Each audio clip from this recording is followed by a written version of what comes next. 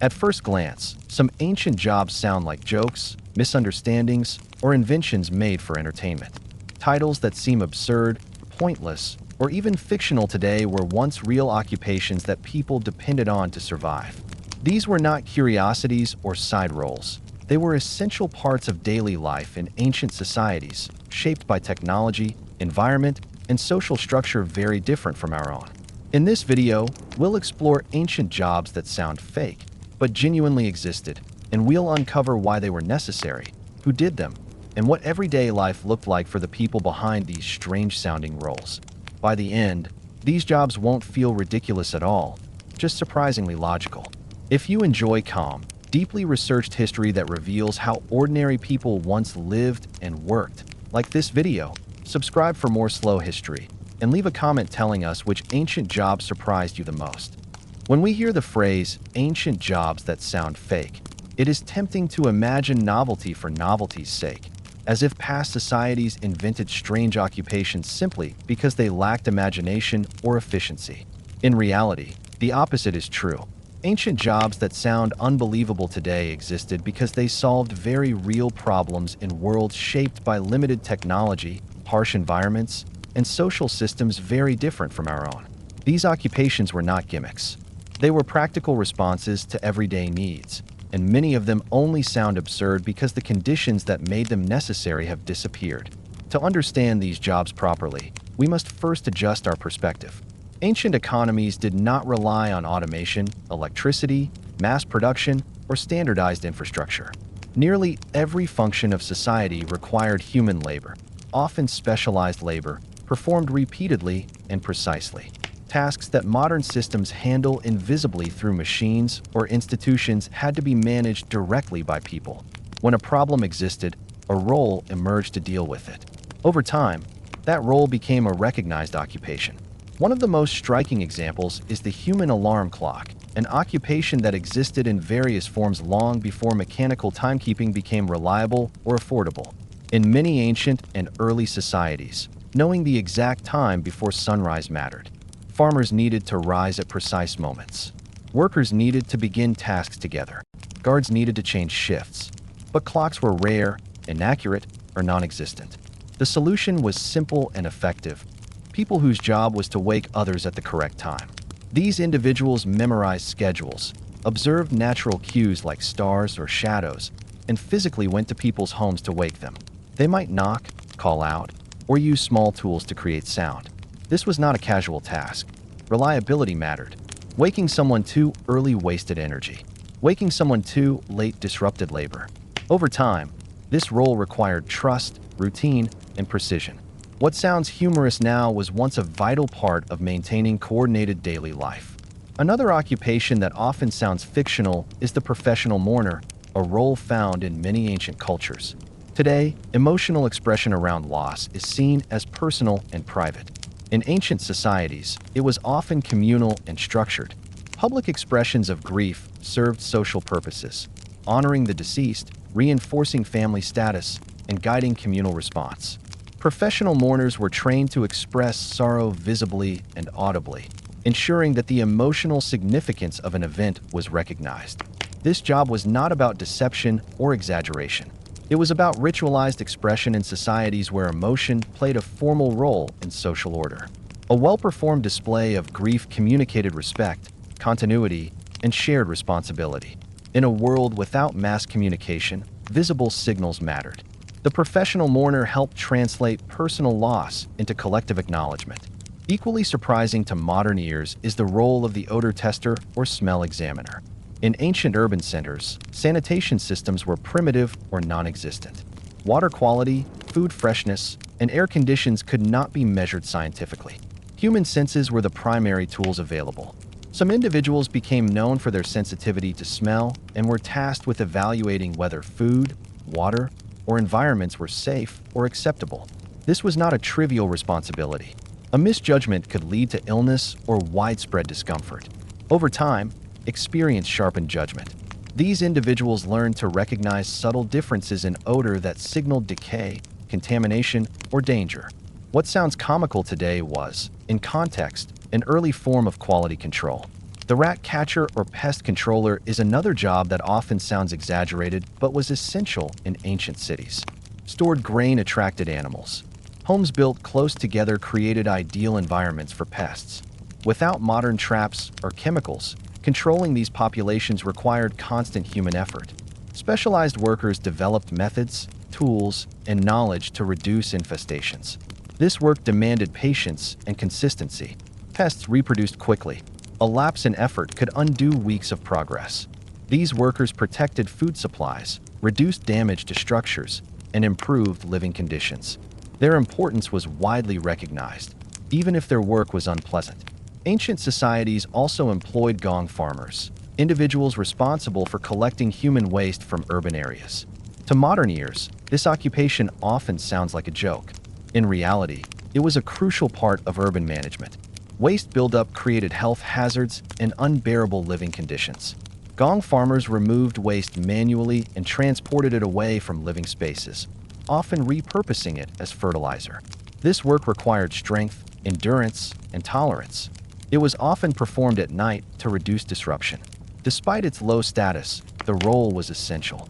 Cities could not function without waste removal. The fact that this work existed at all shows how seriously ancient societies took the problem of sanitation, even without modern tools. Another occupation that seems implausible today is the human lighthouse or signal keeper.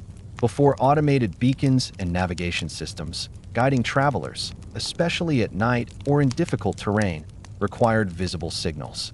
Individuals were stationed in elevated locations, holding fires, torches, or reflective materials to mark safe paths, crossings, or destinations.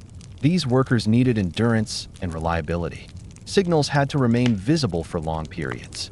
Weather conditions added difficulty. Their presence reduced accidents and helped maintain trade routes. What sounds romantic or fictional today was a practical response to the challenges of navigation in a world without modern mapping or lighting. The town crier is another role often treated lightly in modern retellings, but it was a cornerstone of public communication. In societies where literacy was limited and written notices were ineffective, spoken announcements were the primary means of sharing information. Town criers memorized messages, announcements, and regulations, delivering them clearly and consistently in public spaces. This required a strong voice, clear diction, and credibility. Accuracy mattered. Miscommunication could cause confusion or unrest. Town criers were trusted figures, chosen for their reliability as much as their vocal ability. Their role combined communication, memory, and public presence in ways that modern media now handles invisibly. Ancient societies also employed sandal bearers or shoe carriers, roles that sound absurd until one understands the context. Roads were uneven, dirty, or flooded. Footwear was valuable and often reserved for specific situations.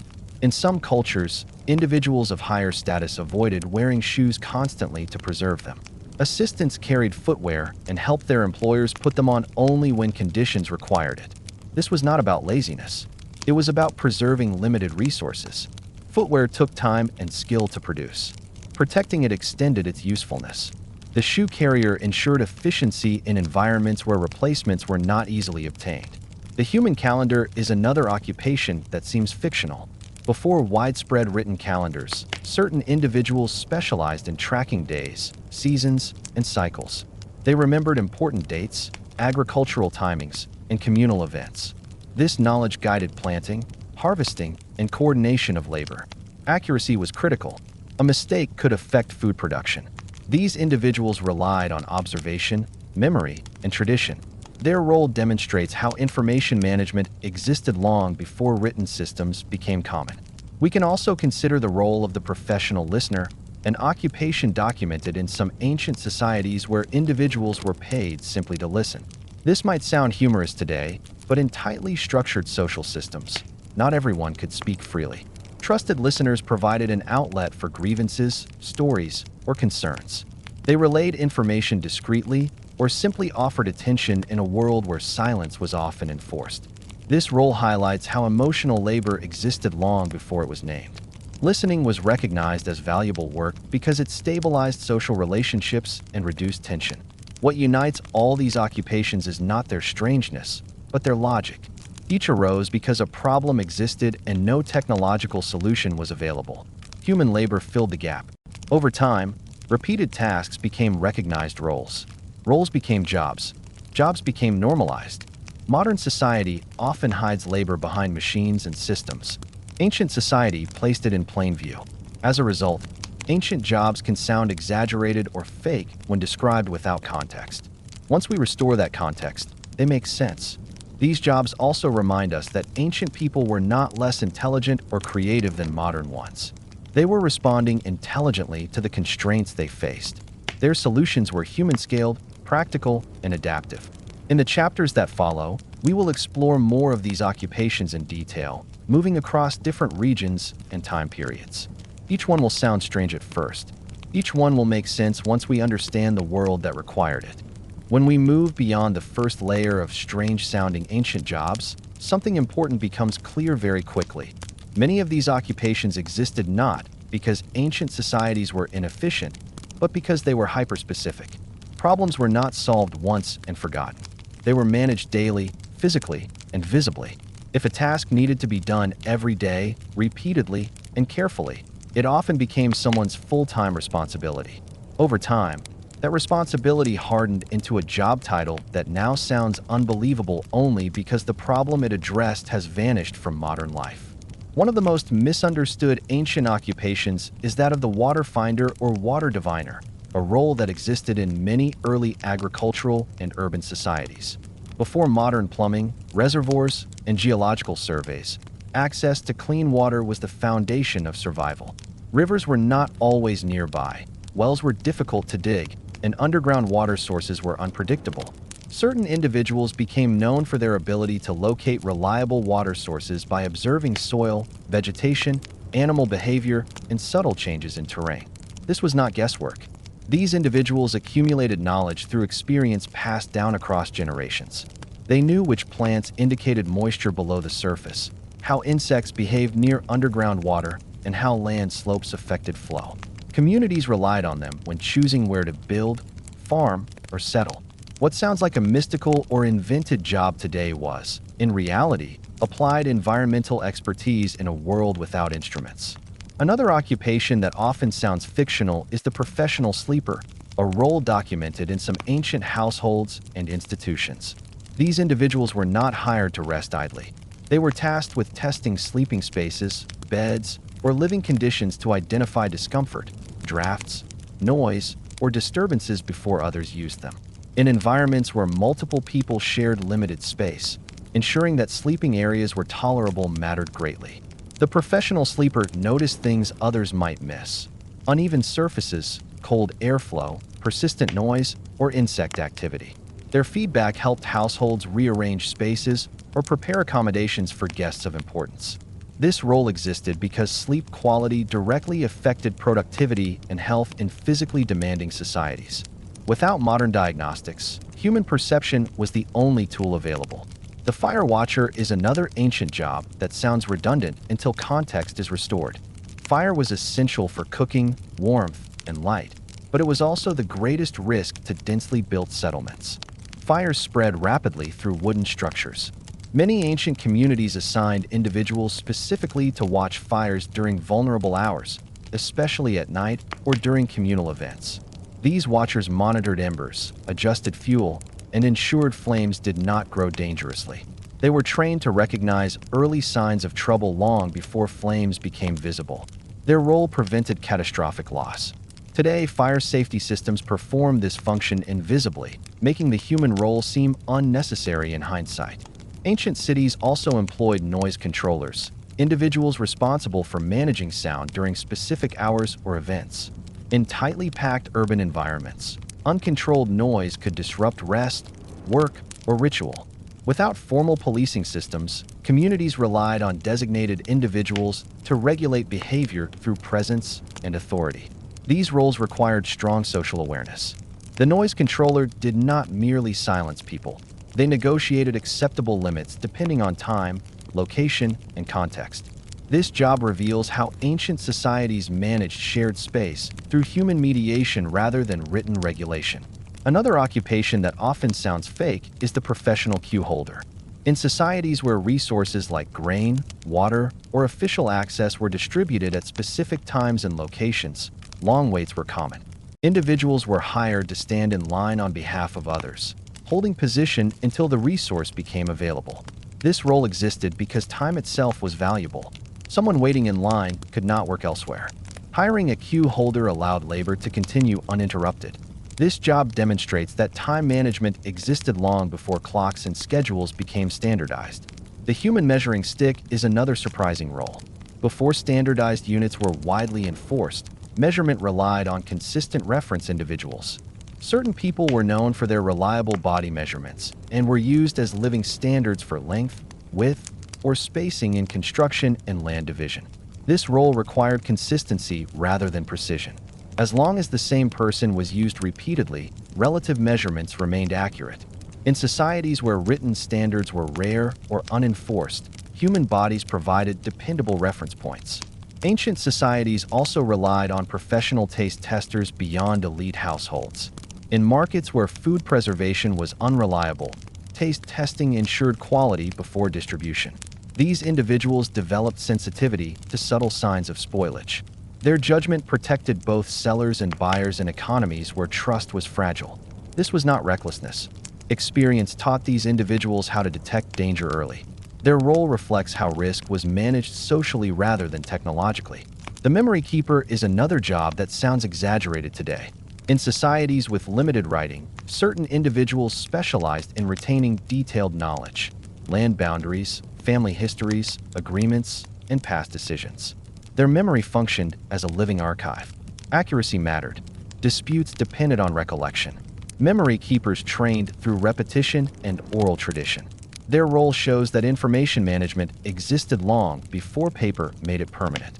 We also find evidence of professional walkers or route testers, individuals who regularly traveled roads and paths to assess safety, condition, and accessibility. Trade depended on reliable movement. These workers identified hazards, seasonal changes, or damage before larger groups encountered them.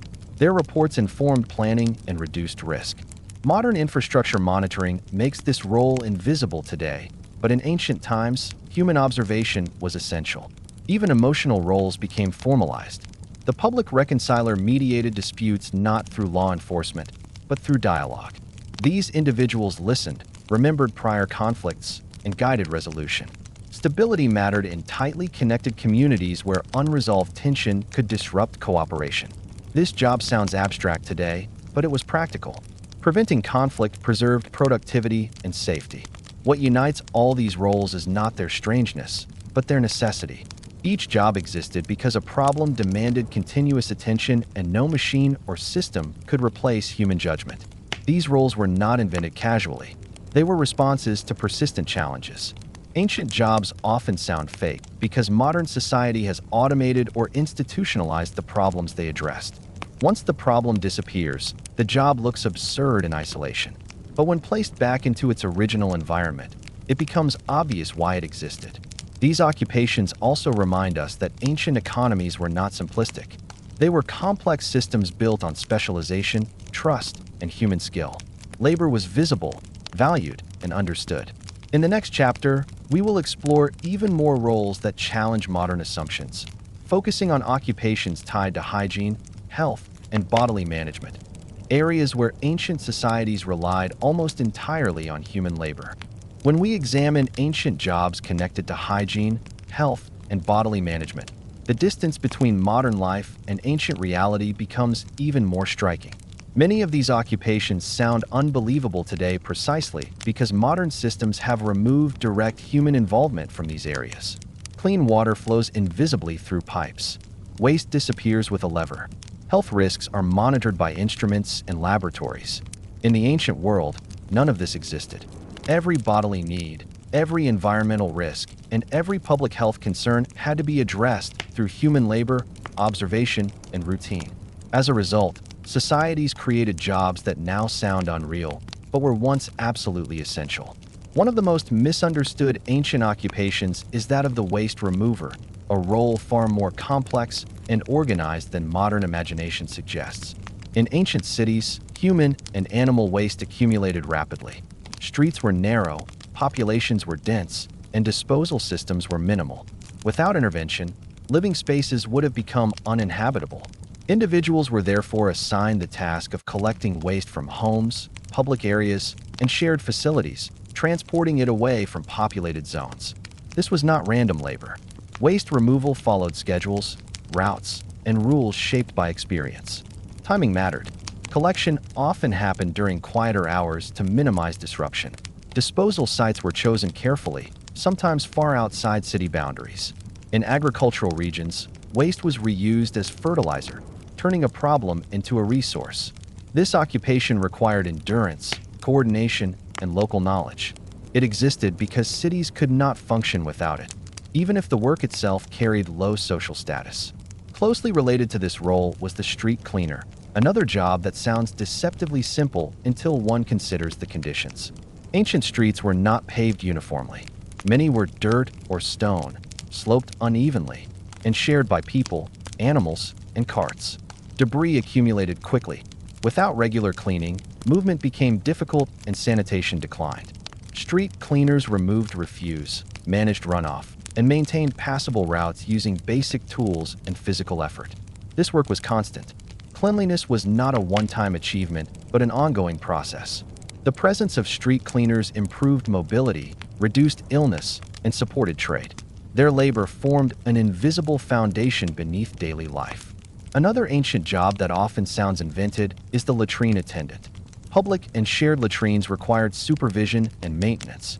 Someone had to ensure these spaces remained usable, manage waste flow, provide basic materials, and address blockages or overuse. In societies where privacy was limited, the attendant also played a role in regulating behavior and maintaining order. This was not merely custodial work.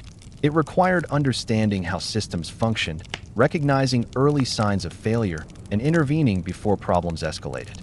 The attendant's presence made shared sanitation possible in dense environments. The role of the water carrier is equally revealing. Before plumbing, water had to be transported manually from sources to homes, workshops, and public spaces. This was not occasional labor. It was daily, repetitive, and essential. Water carriers learned routes, schedules, and quantities. They adapted to seasonal changes and demand fluctuations. Their work ensured that households could cook, clean, and function. In some communities, water carriers specialized further, delivering water for specific uses such as bathing or craft production.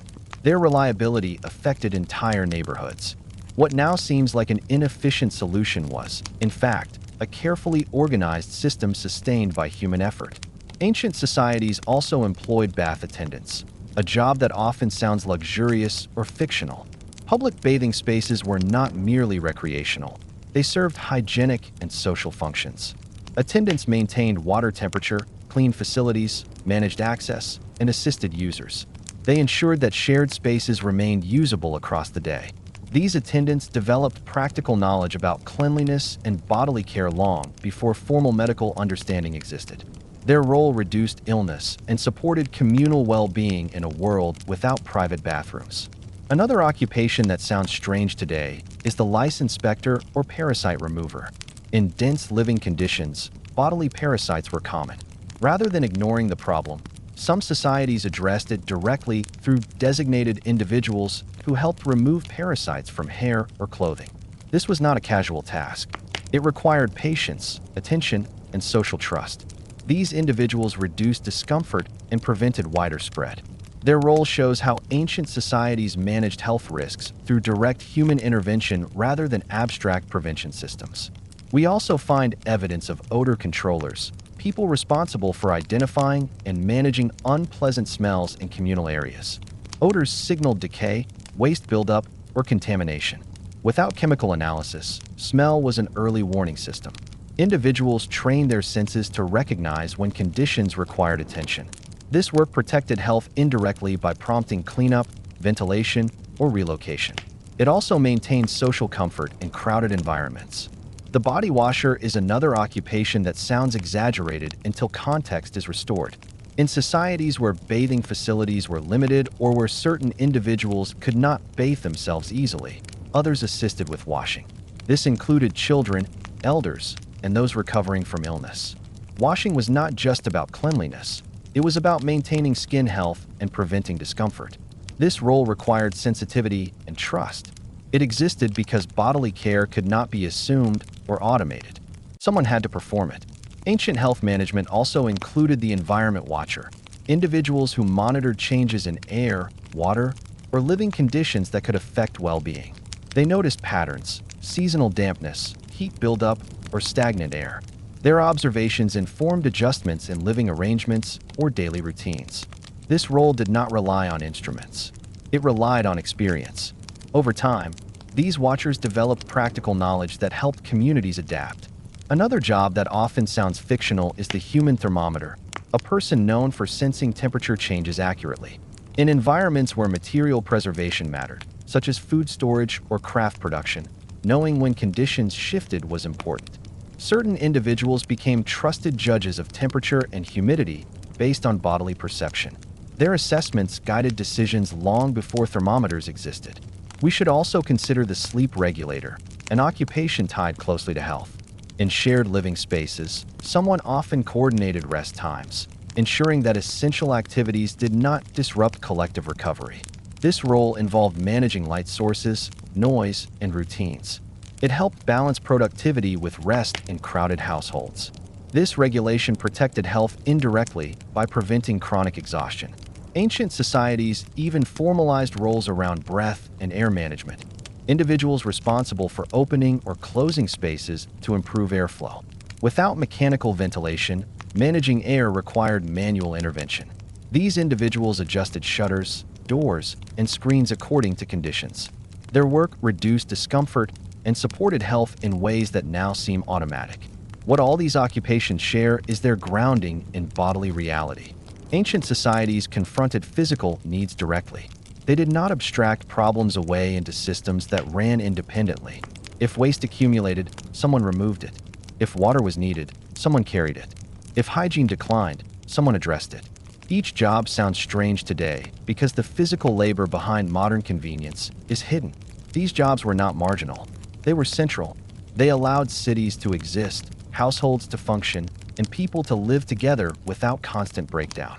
They required skill, routine, and trust. They also created social structures in which bodily care was shared rather than individualized. Modern society often treats hygiene and health as personal responsibilities managed through infrastructure. Ancient society treated them as collective challenges managed through labor.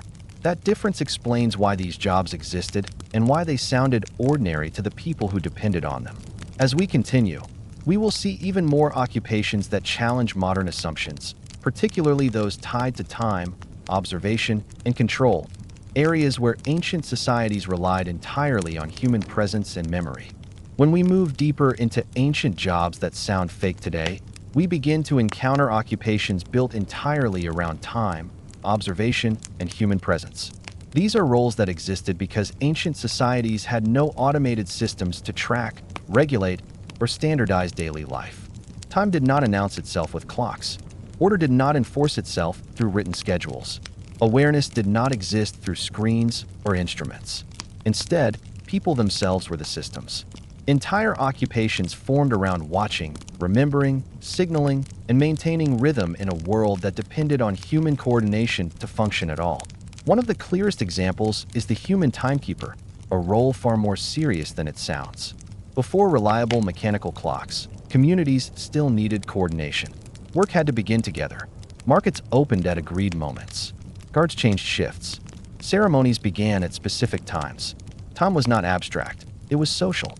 Certain individuals became responsible for tracking it through natural indicators such as the position of the sun, length of shadows, patterns of light, and seasonal cues. These people were not guessing. They trained their perception over years. They learned how light behaved in different seasons, how weather altered appearances, and how small variations could signal the passing of hours. Communities trusted them because consistency mattered more than absolute precision.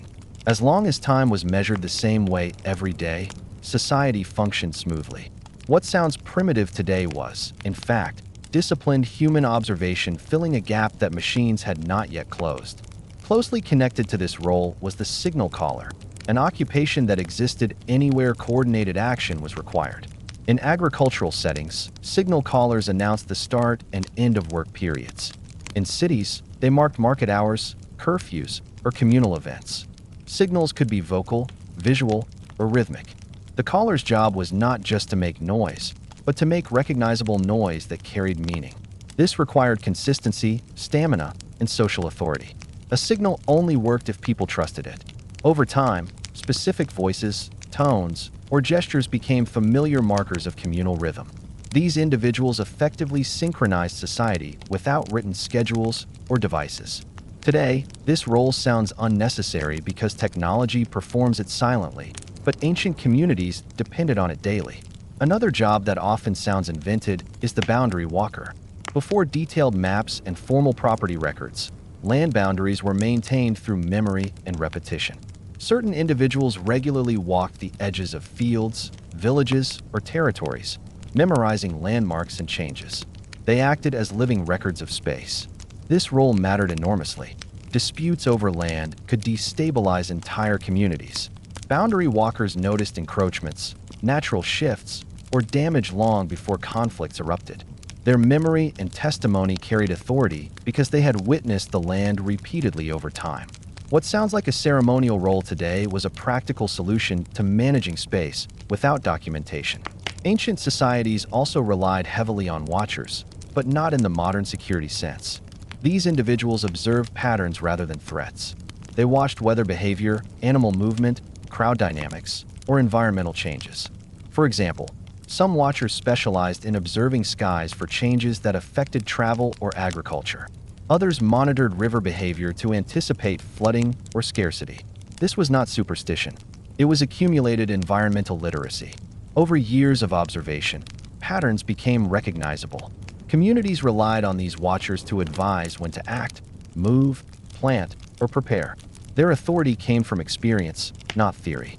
Modern sensors now perform these functions invisibly, making the human version sound fictional in hindsight.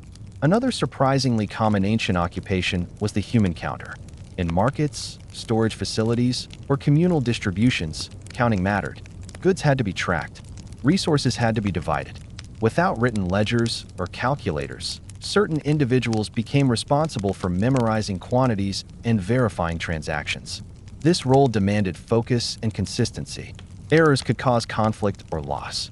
The counter's reputation mattered. Trust was built through repeated accuracy. What seems trivial today was essential in economies where physical goods and verbal agreements formed the backbone of exchange.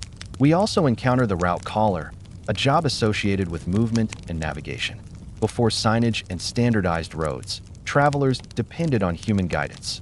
Route callers positioned themselves at junctions, crossings, or difficult paths, verbally directing people based on destination, season, and conditions. Their knowledge was dynamic. Routes changed with weather, wear, or political shifts. Static signs would have been inaccurate. Human callers adapted information in real time. Their presence reduced accidents and delays. Today, navigation apps perform this role silently, making the human version seem implausible.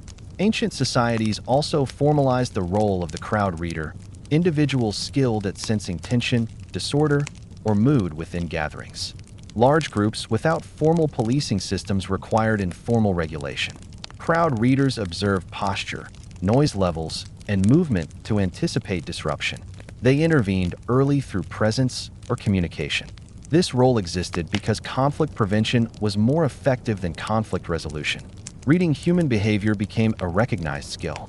Modern crowd management uses cameras and analytics. Ancient societies used experienced eyes. Another job that sounds fictional today is the human reminder. In societies without personal calendars or alarms, remembering obligations was a shared task. Certain individuals reminded others of debts, meetings, duties, or seasonal responsibilities. This was not nagging, it was infrastructure. Forgetting could disrupt cooperation. The reminder's role kept social systems functioning smoothly. Their effectiveness depended on trust and timing rather than authority. We also find evidence of professional observers tasked with watching specific processes over long periods: fermentation, drying, curing, or storage.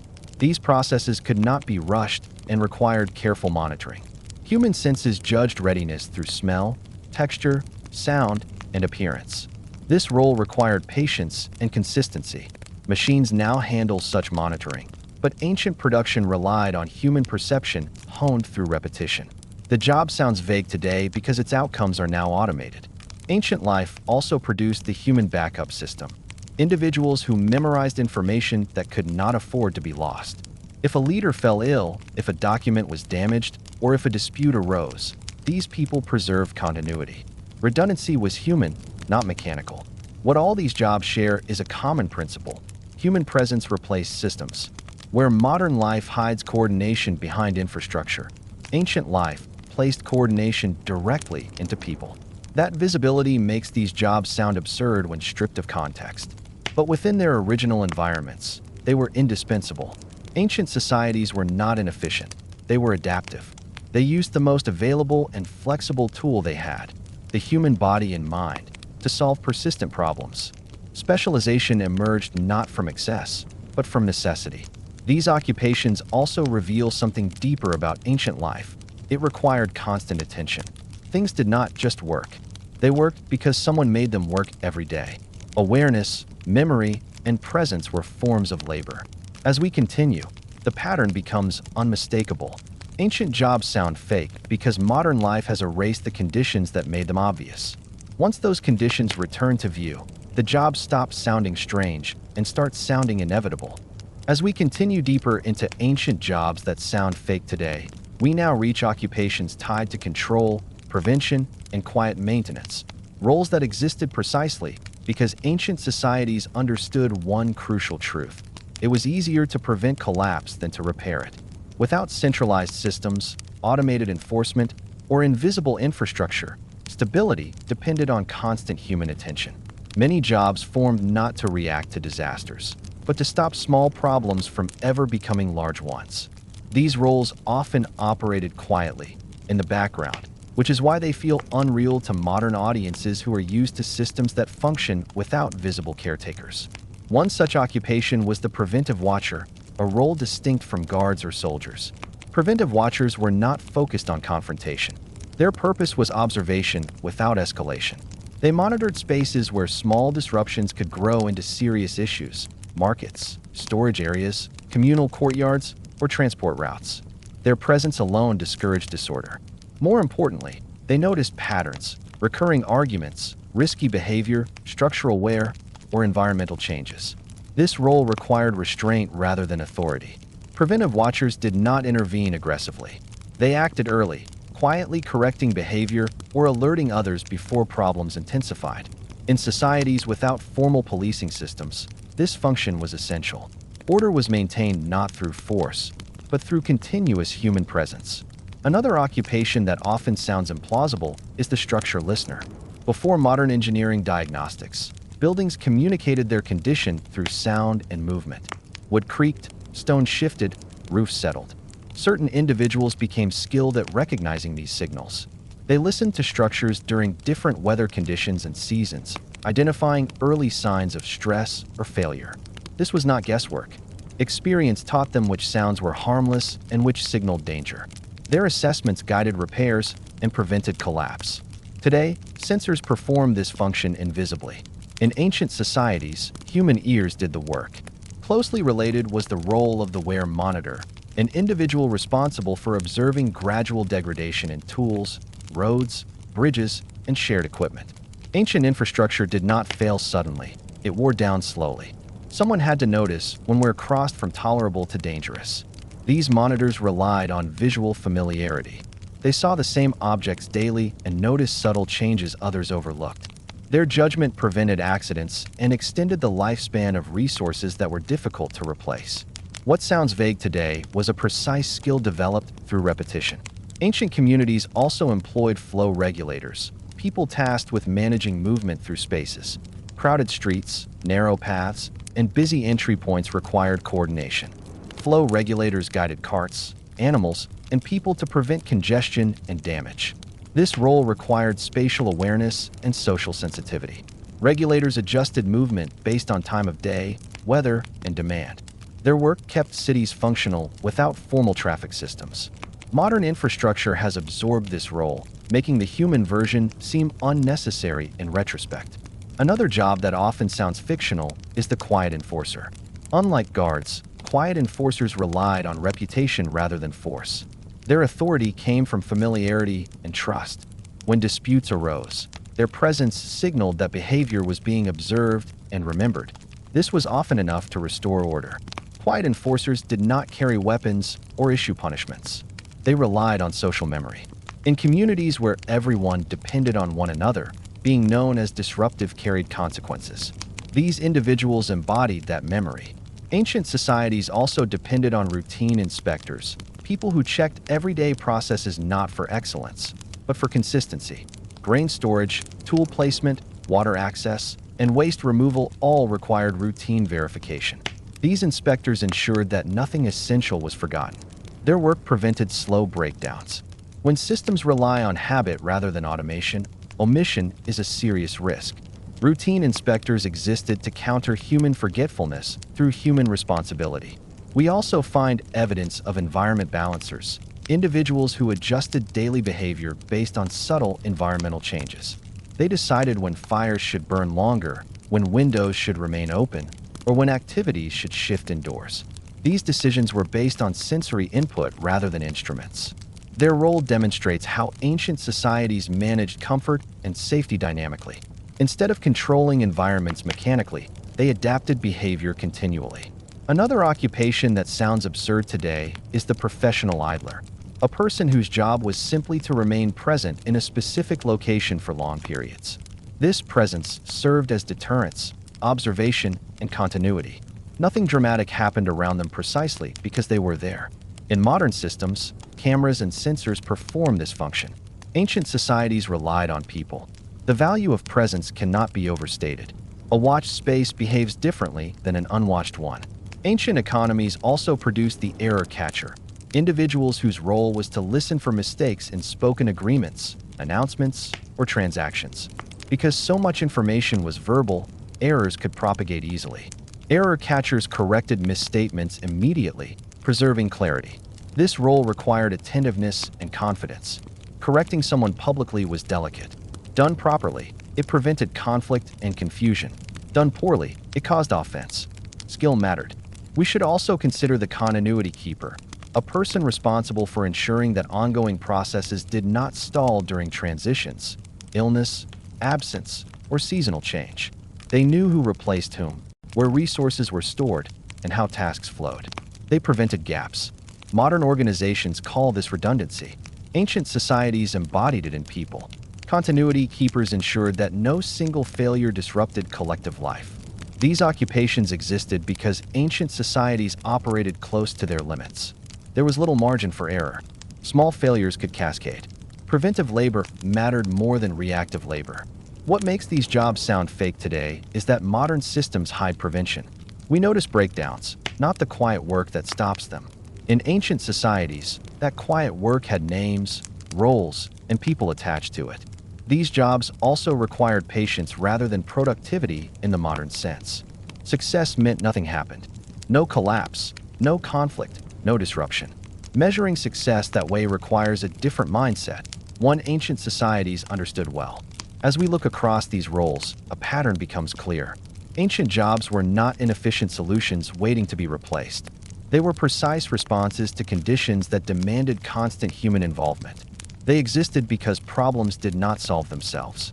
In the next chapter, we will explore occupations tied to emotion, behavior, and social balance. Jobs that manage the invisible but powerful forces shaping ancient communities. When we turn our attention to ancient jobs that dealt with emotion, behavior, and social balance, the idea that these roles might sound fake becomes even more revealing. Modern societies often assume that emotions, conflicts, and social tension are private matters or problems handled by abstract institutions. Ancient societies did not have that luxury. Emotional states, interpersonal tension, and collective mood directly affected survival, cooperation, and productivity. As a result, many cultures developed occupations whose sole purpose was to manage the human element of daily life. These jobs were real, necessary, and taken seriously, even if they sound unbelievable today. One such occupation was the professional mediator, a role that existed long before formal courts or legal systems became widespread. In tightly knit communities, unresolved disputes could quickly escalate and disrupt cooperation. A mediator's job was not to enforce rules, but to restore balance. These individuals listened to both sides, remembered past agreements, and guided conversations toward resolution. Their authority came from reputation, experience, and perceived fairness rather than force. This role required emotional intelligence long before the term existed.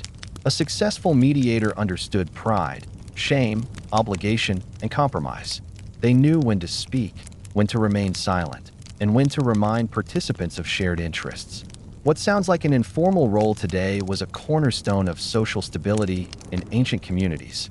Closely related was the role of the public reconciler, someone called upon after visible disputes had already occurred.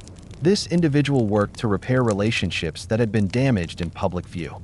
In societies where reputation mattered deeply and memory was long, public conflict left lasting marks. The reconciler's job was to guide apologies, acknowledgments, and symbolic gestures that allowed people to coexist again without lingering tension. This was not about emotion for emotion's sake. Cooperation depended on it. Fields could not be worked together, goods could not be exchanged, and shared spaces could not function if grudges persisted. The reconciler helped reset the social fabric. Another ancient job that often sounds invented is the mood regulator, an individual responsible for maintaining emotional atmosphere in communal spaces. In markets, workshops, or shared households, tension could spread quickly. A mood regulator used presence, humor, distraction, or conversation to diffuse stress before it hardened into conflict. This role was subtle and required awareness rather than authority. The regulator noticed shifts in tone, body language, and interaction. They intervened gently, often without drawing attention to the problem itself. Modern psychology might call this emotional labor. Ancient societies simply recognized it as necessary work. We also encounter the professional listener, a role that appears strange only because modern societies underestimate the power of being heard. In rigid hierarchies, not everyone could speak openly. Listeners provided a socially acceptable outlet for concerns, frustrations, or stories. Sometimes they relayed information upward. Sometimes their role ended with listening alone. This job mattered because unexpressed tension did not disappear. It accumulated. By giving people a place to speak, listeners reduced the risk of sudden disruption. Their work stabilized relationships quietly and continuously. Another occupation tied to social balance was the behavior corrector, someone responsible for addressing minor misconduct before it escalated. Unlike punishers, behavior correctors relied on reminders, social cues, and gentle pressure. They understood that most people did not intend harm. They drifted. Correction brought them back into alignment with expectations. This role existed because formal punishment was costly and disruptive. Correction preserved order without conflict. Modern systems automate this through rules and signage. Ancient societies relied on people. Ancient communities also employed reputation keepers, individuals who remembered behavior patterns over time. In oral cultures, reputation was currency. Trust determined access to resources, partnerships, and support. Reputation keepers tracked reliability, generosity, and cooperation. Their memory guided communal decisions. This job sounds fictional today because modern systems externalize reputation into records, reviews, or institutions. In ancient life, memory was the system. Reputation keepers ensured continuity and accountability. Another role that surprises modern audiences is the ritual guide, not in a religious sense, but in a social one. Certain events, transitions, agreements, reconciliations required structured interaction. Ritual guides ensured that these interactions followed known patterns, reducing uncertainty. Familiar structure eased emotional strain and prevented misunderstanding. Their work helped people navigate moments of vulnerability without conflict.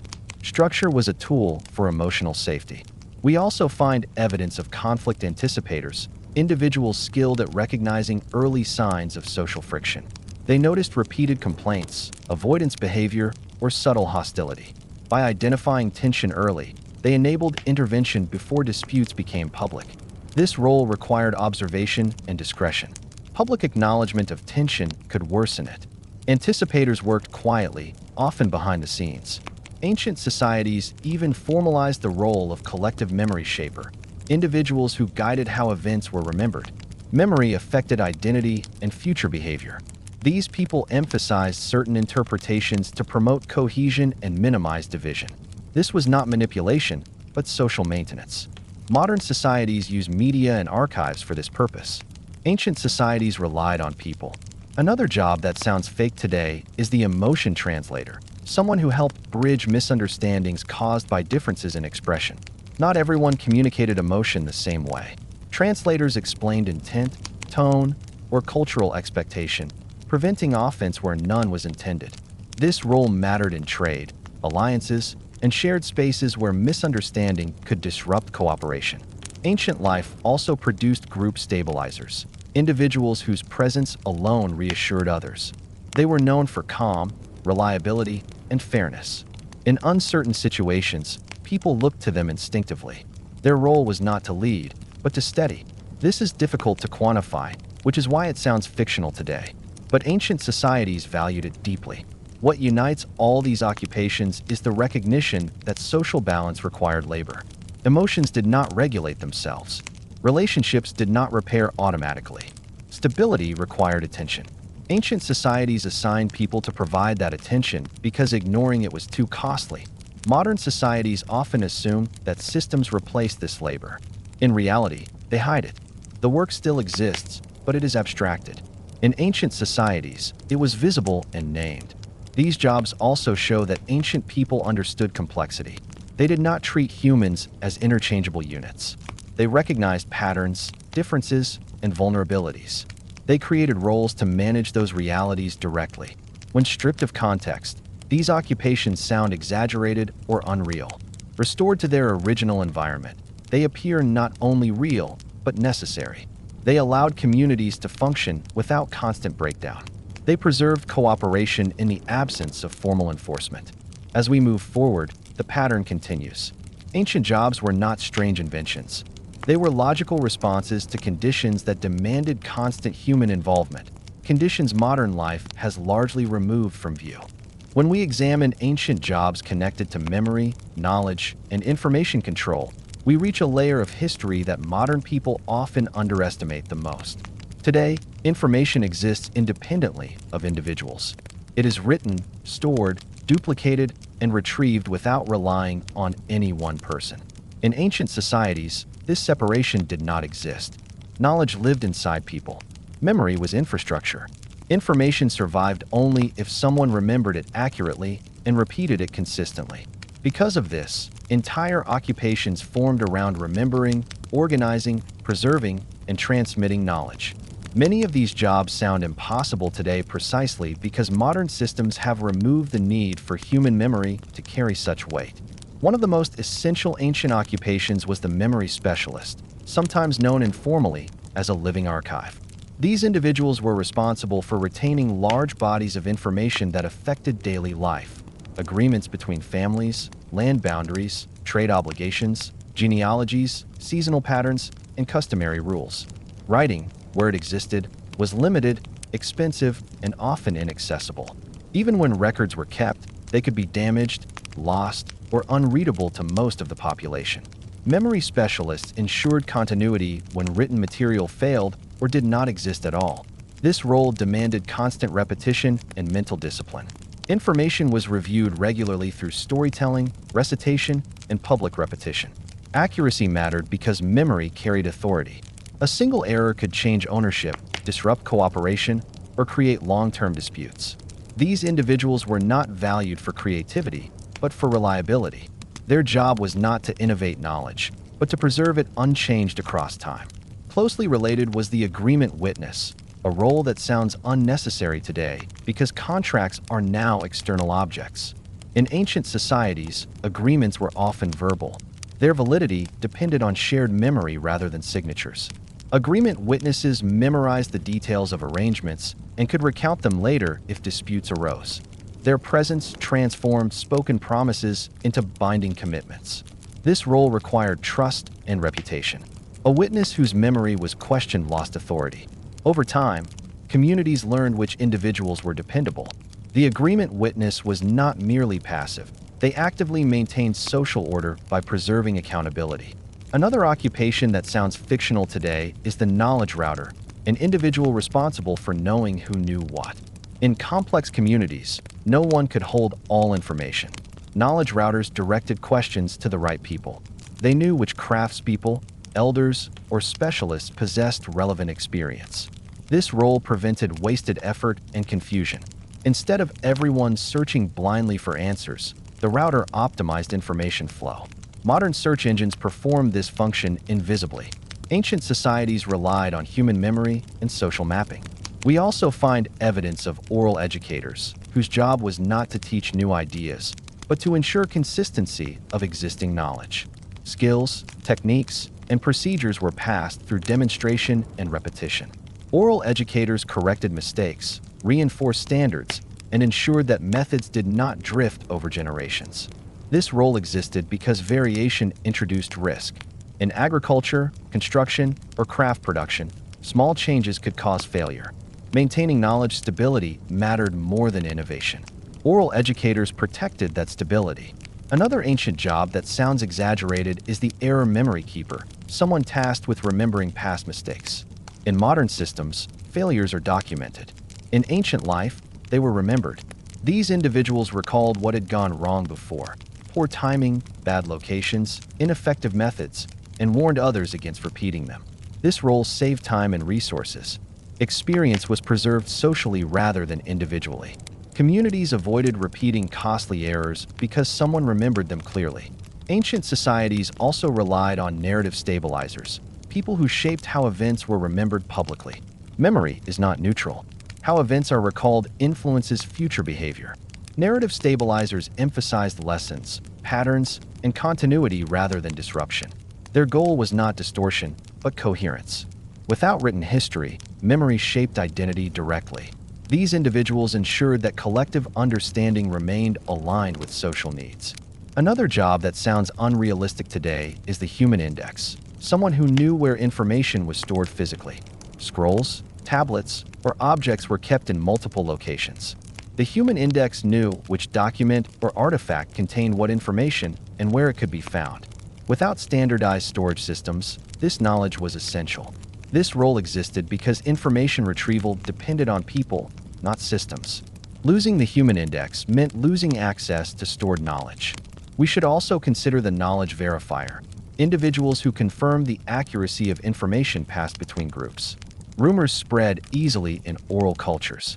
Verifiers compared accounts, identified inconsistencies, and corrected errors before misinformation became accepted. Their work protected decision-making. Incorrect information could lead to wasted labor or poor planning. Verification reduced uncertainty. Ancient societies also formalized the role of instruction repeaters, individuals who restated rules, methods, or expectations regularly. Forgetting was common when information was not written down. Repetition maintained consistency. These repeaters were not redundant. They were essential. Modern systems embed reminders into schedules and devices. Ancient societies embedded them into people. Another occupation tied to memory was the pattern recognizer, someone skilled at noticing long-term trends. Seasonal changes, migration patterns, resource availability, all required observation over many years.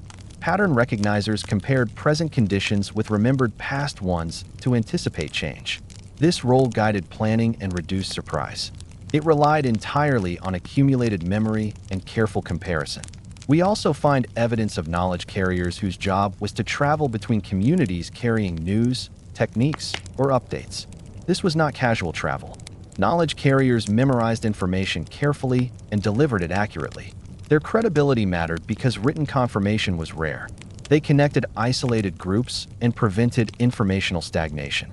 What sounds like a messenger role today was a complex cognitive responsibility. Ancient societies even relied on forgetting managers, individuals who guided what should no longer be emphasized. Letting go of outdated practices was as important as preserving useful ones. These managers encouraged transition without confusion by reframing memory rather than erasing it. This role shows that ancient societies understood memory as dynamic, not static. What all these occupations share is the recognition that knowledge required maintenance. Information did not preserve itself. Memory decayed. Errors spread. Stability demanded constant human effort. Jobs formed because relying on chance was too risky. Modern people often assume that ancient societies were less organized because they lacked writing or technology. In reality, they compensated through specialization of human memory. That compensation created jobs that sound unbelievable today because we no longer need people to carry such burdens. These roles also required immense mental discipline. Remembering accurately, consistently, and publicly is exhausting work. Ancient societies recognized this and distributed the load through occupation rather than expecting everyone to remember everything. As we move toward the later chapters, a pattern becomes undeniable. Ancient jobs sound fake not because they were unnecessary, but because modern life has hidden the problems they solved. Once the problems disappear, the solutions look absurd. But in their own time, these jobs were not strange at all. They were the backbone of continuity in a world where memory was reality. When we reach the layer of ancient jobs connected to movement, endurance, and physical substitution, we begin to see perhaps the clearest reason why so many of these occupations sound fake today. Modern society has almost completely removed the human body from continuous physical responsibility. Machines now lift, carry, transport, guide, and repeat tasks endlessly. In ancient societies, the human body was the machine. Strength, stamina, balance, and repetition were not side traits. They were economic resources. Entire professions existed simply to replace what modern infrastructure now does silently and automatically. One of the most misunderstood ancient occupations is the human load bearer. This role existed everywhere roads were poor, carts were limited, or terrain was difficult. Goods still needed to move. Food, building materials, tools, and trade items had to travel from one place to another. In mountainous regions, narrow streets, forests, or crowded cities, wheeled transport was inefficient or impossible. People carried loads instead. This was not casual labor. Load bearers trained their bodies over years. They learned how to distribute weight, pace themselves, and navigate terrain without injury. Their work allowed trade networks to function where carts could not. What sounds unbelievable today, that entire economies relied on people carrying massive weights, is simply a reflection of a world without engines. Closely related was the role of the human transporter, individuals hired to move people rather than goods. Elders, injured individuals, or those of high status were carried over long distances. This was not luxury, it was necessity. Roads were uneven, vehicles rare, and animals unreliable in certain environments. Human transport offered precision and adaptability. These transporters coordinated movement carefully. Balance mattered. Timing mattered. Safety depended on communication and trust. Modern vehicles have absorbed this function, making the human version sound absurd in hindsight. Another ancient job that sounds invented is the human bridge or path stabilizer.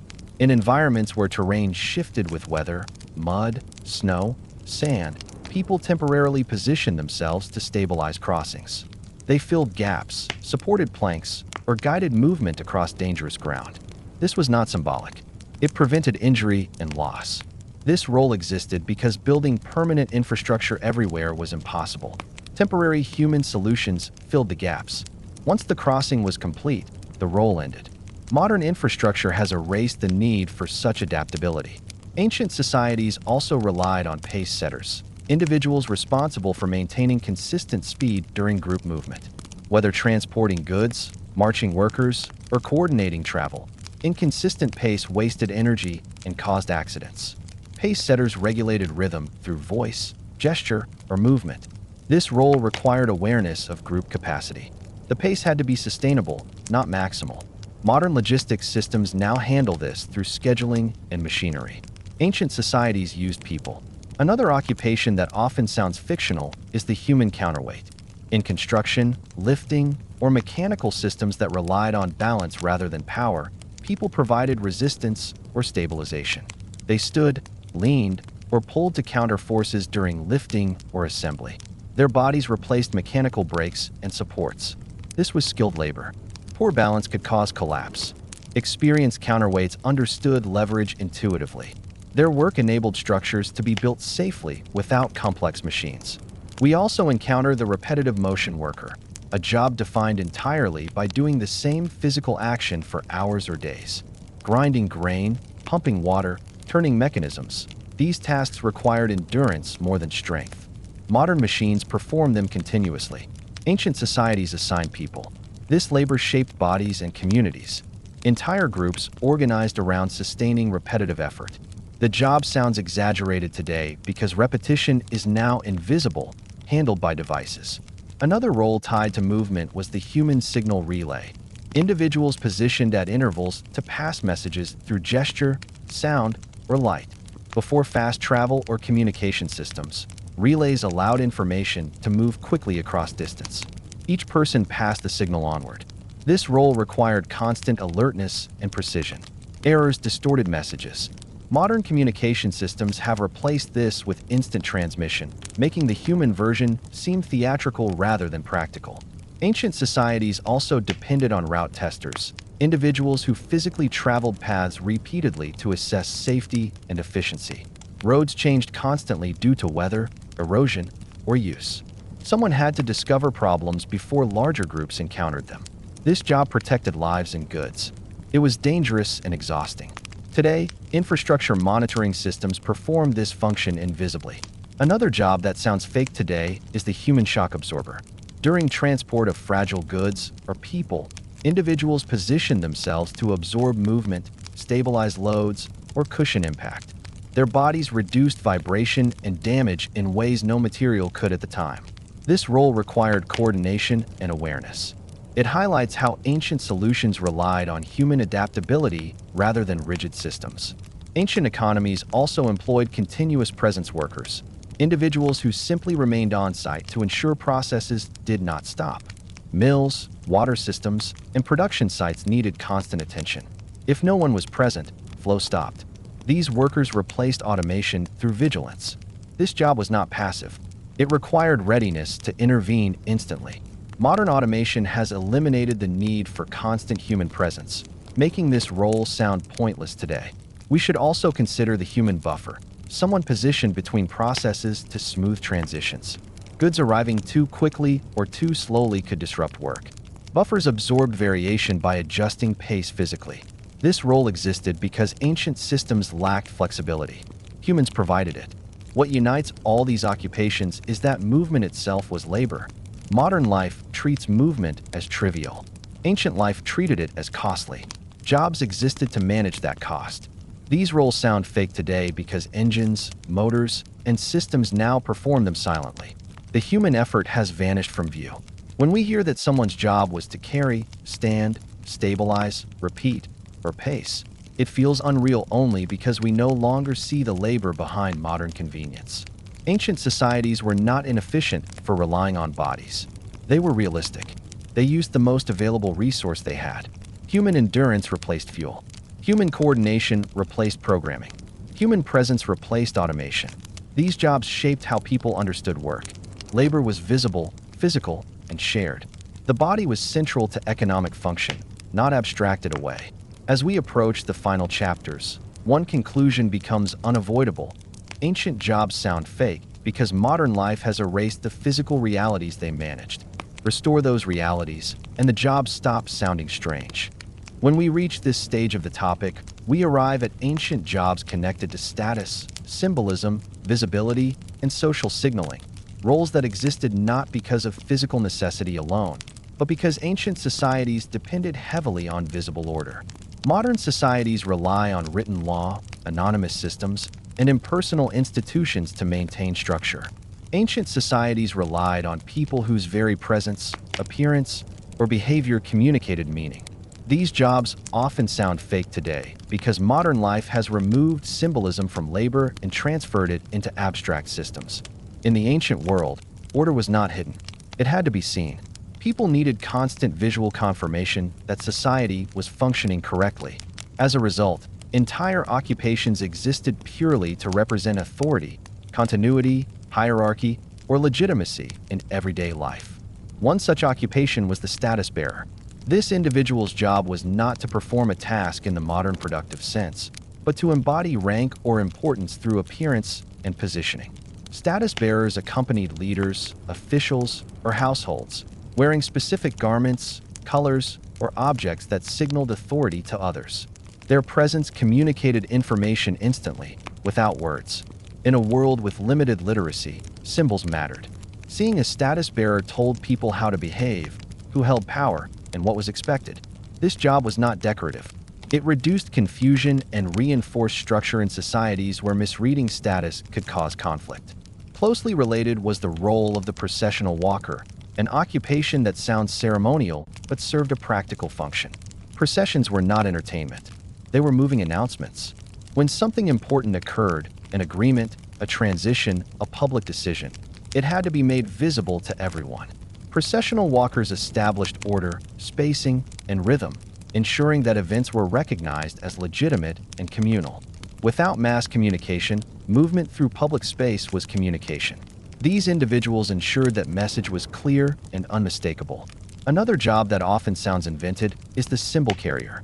These individuals were entrusted with carrying objects that represented authority, unity, or continuity. The object itself mattered less than the fact that it was publicly visible and consistently associated with meaning.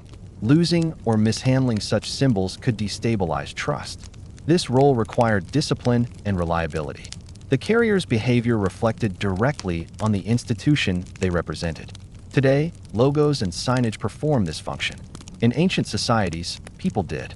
Ancient communities also employed visibility regulators, individuals who managed who could be seen and when. Appearances mattered. When leaders appeared too frequently, authority weakened. When they appeared too rarely, connection was lost. Visibility regulators coordinated timing, movement, and exposure to maintain balance.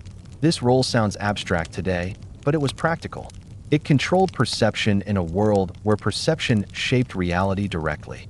Another occupation that sounds fake is the gesture interpreter.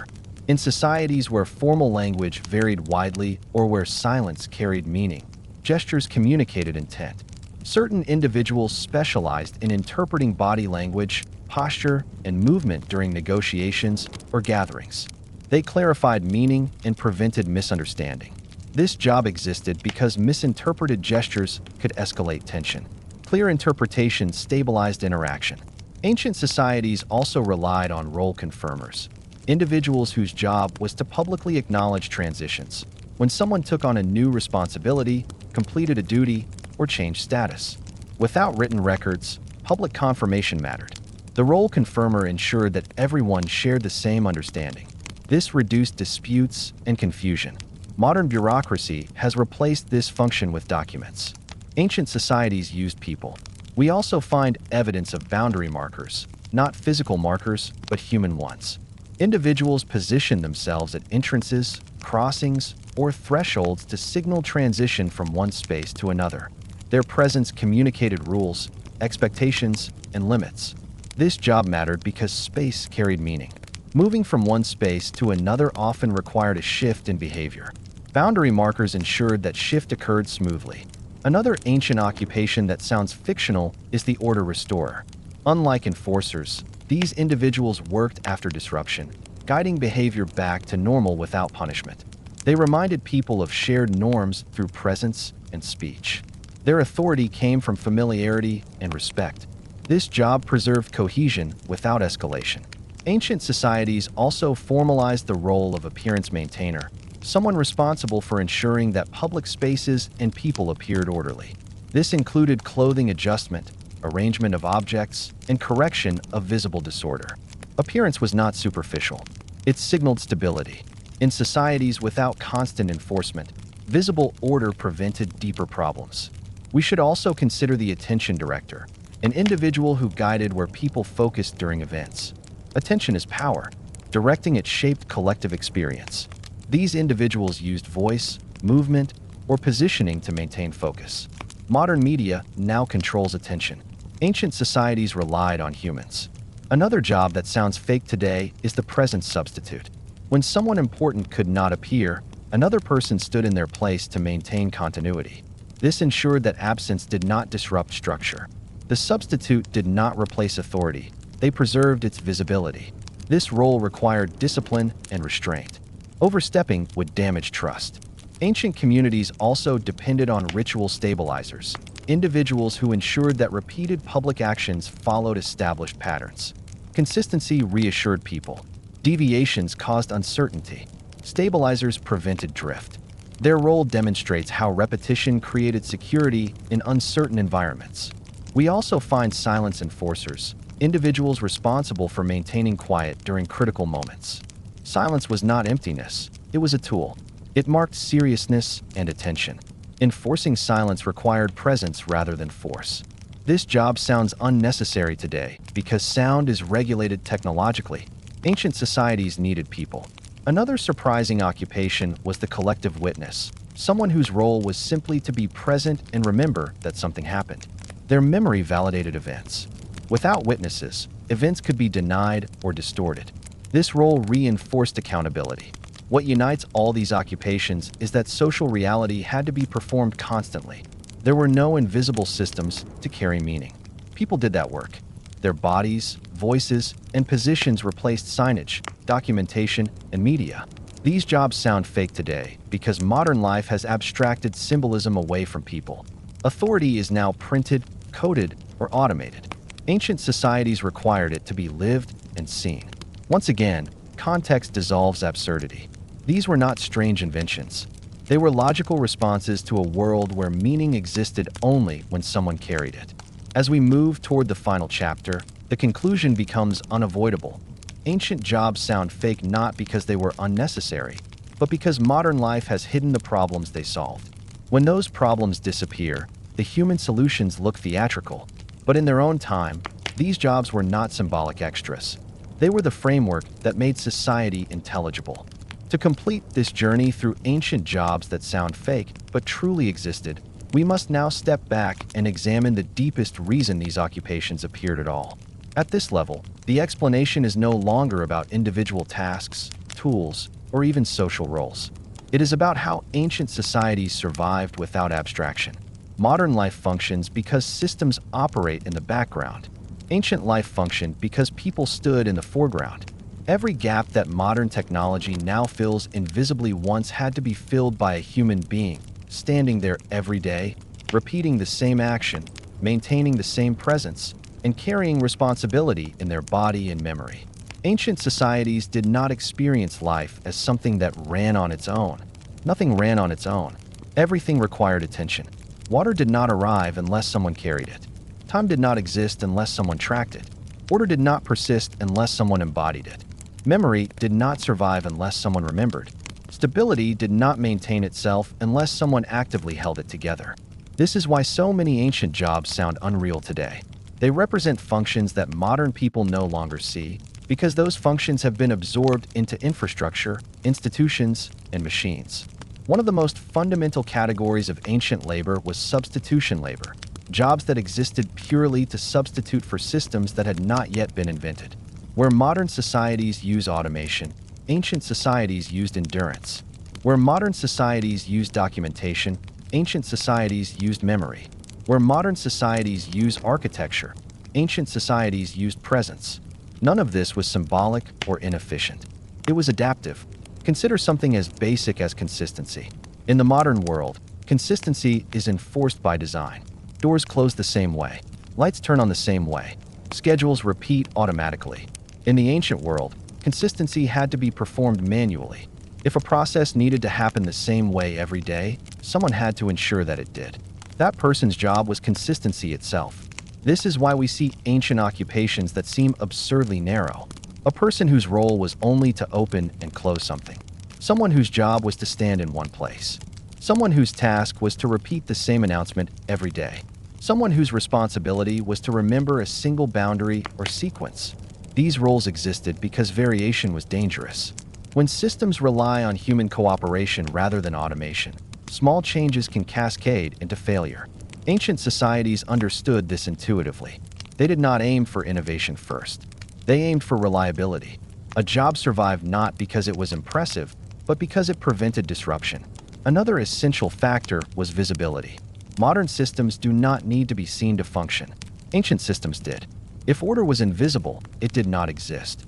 People needed to see that someone was watching, remembering, guiding, or regulating. This visibility reassured communities that life was under control, even when conditions were harsh or unpredictable.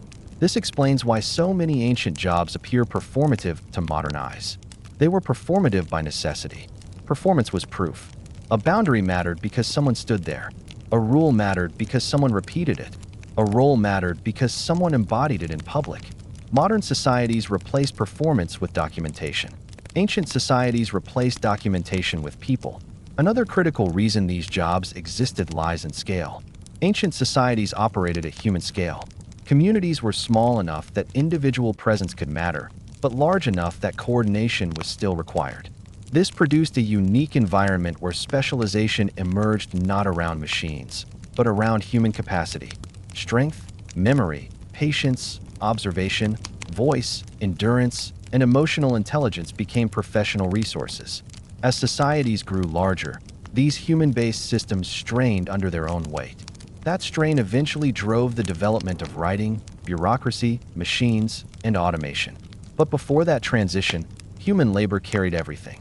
This is why ancient jobs often sound exhausting by modern standards. They were. Endurance was expected. Fatigue was normal. Recovery came through rhythm rather than comfort. Jobs were designed to be sustainable, not pleasant. People were valued not for speed, but for reliability over time. It is also important to understand that ancient people did not interpret these jobs as degrading or pointless simply because they were repetitive. Meaning came from necessity.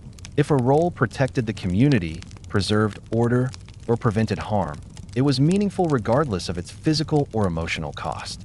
Modern society often assigns value based on abstraction, impact, scale, innovation. Ancient society assigned value based on function. If the job kept life working, it mattered. This difference explains why ancient jobs do not fit neatly into modern categories. Many roles combined what we now separate into professions: logistics, psychology, maintenance, communication, enforcement, and care. Ancient jobs were holistic because life itself was holistic. Separation came later. We also must acknowledge that ancient societies had far less margin for error. Modern systems tolerate mistakes because redundancy is built in. Ancient systems did not. One missed signal, one forgotten memory, one unattended task could cause real harm. Jobs existed to minimize that risk through constant attention. This constant attention shaped culture.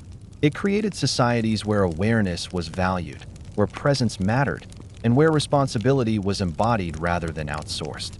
These values are difficult for modern people to recognize because they are no longer required for survival in the same way. When ancient jobs sound fake today, what we are really encountering is a mismatch between worlds. We are hearing solutions without seeing the problems. Once the problems are restored, unstable environments, limited technology, shared spaces, and constant uncertainty, the solutions stop sounding strange. They sound inevitable. Ancient people did not invent odd jobs for entertainment. They did not misunderstand efficiency. They were not waiting for modernity to correct them. They were doing the best possible work with the tools they had: their bodies, their senses, their memory, and their presence. These jobs existed because someone had to stand where systems now stand. Understanding this changes how we see the past. It replaces mockery with respect. It reminds us that modern convenience rests on layers of invisible labor that once had names, faces, and lives attached to them. The ancient world functioned not because it was simple, but because it demanded constant human involvement. The jobs that sound fake today are evidence of that demand. They were real. They were necessary. And without them, ancient societies would not have worked at all. As we reach the end of this exploration, one thing should now be clear. Ancient jobs that sound fake today were not strange accidents of history. They were carefully shaped responses to real problems in real lives. These occupations existed because ancient societies could not rely on hidden systems, automated tools, or abstract institutions.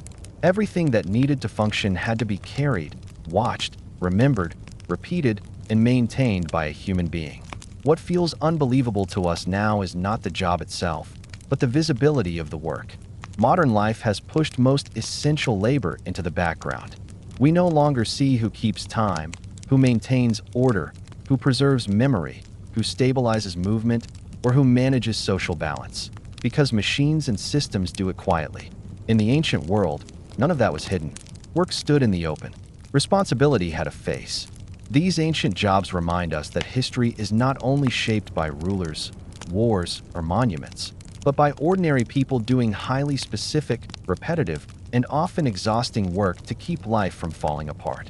Their roles may sound absurd when listed without context, but within their world, they were logical, necessary, and respected in their own way. Understanding these occupations helps us see the past more clearly, and ourselves as well. It shows how deeply modern comfort depends on layers of labor we no longer notice, and how different life becomes when those layers are stripped away. Thank you for staying until the end of this long, detailed journey into everyday ancient life. If you enjoyed this kind of slow, thoughtful history, like the video, subscribe for more, and leave a comment sharing which ancient job surprised you the most. Thank you for listening.